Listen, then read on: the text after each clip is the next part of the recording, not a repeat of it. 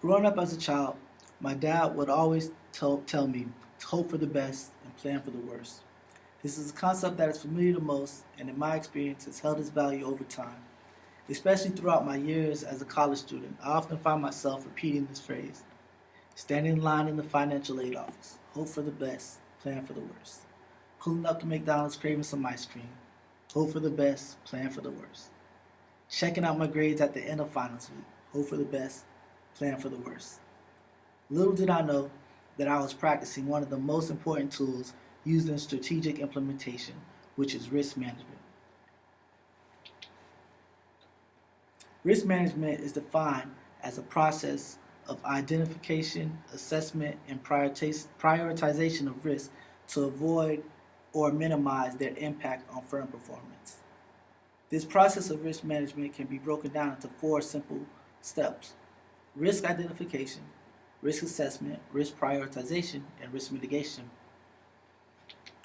Risk identification is the early and continuous identification of events that, if they occur, will have negative impacts on the project's ability to achieve performance or capability outcome goals.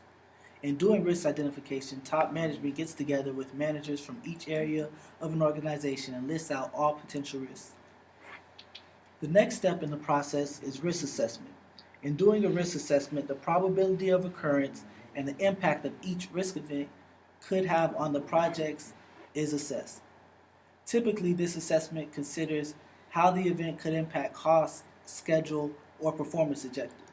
An example of this can be seen here with the potential severity rating, where risks are given a rating of minor, moderate, significant, or catastrophic. After risk assessment is done, we have risk prioritization. In risk prioritization, risks are listed as based on probability of occurrence and potential impact.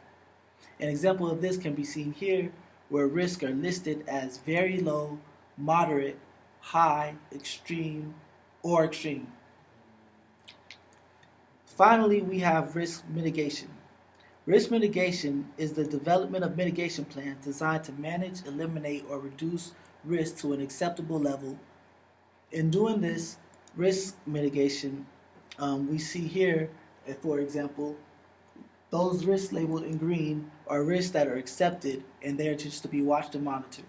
Those risks labeled in yellow are risks that are to be controlled through some process or that are able to be transferred to a third party who would handle that risk. And lastly, we have those risks in red. Those risks are to be avoided as they pose the greatest risk to the firm.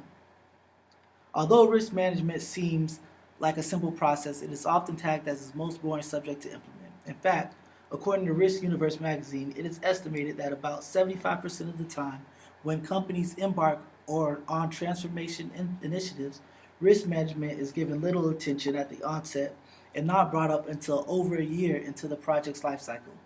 However, failure to thoroughly complete this process can lead to catastrophic consequences. For example, in 2014, General Motors had a failure to monitor a seemingly low probable event, and that led to a vehicle defect that resulted in 30 million vehicle recalls, and it ended up costing GM $900 million in losses. Another example that's well known is the BP Deepwater Horizon oil spill, which cost the company $20 billion in penalties. This event was simply caused by a failure by the company to realize the risk of having a blowout of their oil rig. All in all, these examples should serve as compelling evidence to business leaders of the extreme importance of doing risk management. Thus, as future business leaders, we all should take the time to do proper risk mitigation and management tasks, as it can mean the difference between success and failure. Thank you.